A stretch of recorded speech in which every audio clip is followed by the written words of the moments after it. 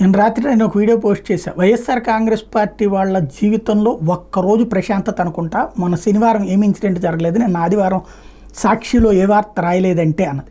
కానీ అప్పుడే జరిగిపోయినాయి.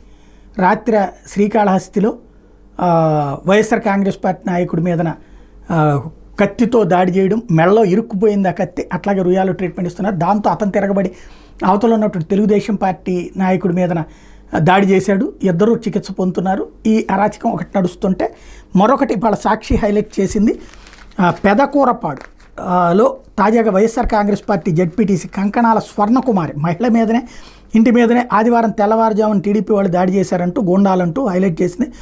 ఒక్కసారిగా 15 మంది టీడీపీ రౌడీలు పెదకూరపాడు మండలం గారపాడులోని జెడ్పీటీసీ ఇంట్లోకి ప్రవేశించి ఆమె సెల్ ఫోన్ లాక్కుని పగలగొట్టారు.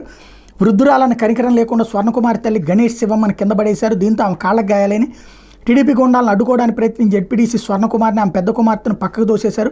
నీ భర్తని పిలువు, మాకు అప్పగించంటూ దౌర్జన్యం చేశారు. తన భర్త ఇక్కడ లేరని చెప్పిన వినిపించుకోకుండా భయోత్పాతం సృష్టించారు. వైఎస్ఆర్సీపీ పల్నాడు జిల్లా నాయకుడైన కంకణాల శివాజీ తెలంగాణలో కాంట్రాక్టులు చేస్తుంటారు. గత ఎన్నికల్లో పెదకూరపాడు జెడ్పీటీసీ అభ్యర్థిగా తన భార్య స్వర్ణకుమార్ని పోటీ చేయించి గెలిపించుకున్నారు.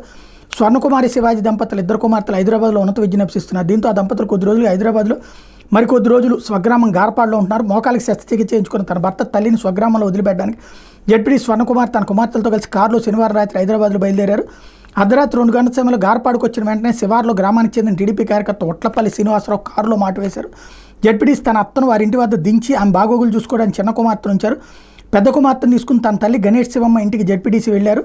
సెల్ ఫోన్ ఇక్కడే. ఈ క్రమంలో తట్టవల్లి శ్రీనివాసరావు తనతో పాటు నెల్లూరు వెంకటేశ్వర్లు, ఒట్టపల్లి కోటేశ్వరరావు, మక్కెన ప్రభాకర్రావు, కొంకా సౌరీలు, మక్కెన పవన్, ఒట్లపల్లి శ్రీనివాసరావు, బండారు మాధవరావు, పొదిలే కోటేశ్వరరావు, మక్కెన అప్పారావు, పెనుముచ్చు రమేష్లతో పాటు మరో 5గురిని తీసుకుని ఆదివారం తెల్లవారుజామున 3 గంటలకు స్వర్ణకుమారి ఇంటికి వచ్చి తలుపు కొట్టారు.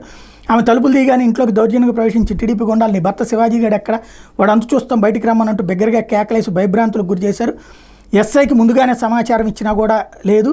తమ మీద టీడీపీ గుండాలు దాడికి దిగనున్నారు ముందుగానే తెలుసుకుని జెడ్పీటీ స్వర్ణకుమారి భర్త శివాజీ పెదకూరపాడు ఎస్ఐ వివర్ల వెంకట్రావుకి ముందుగానే సమాచారం ఇచ్చారు.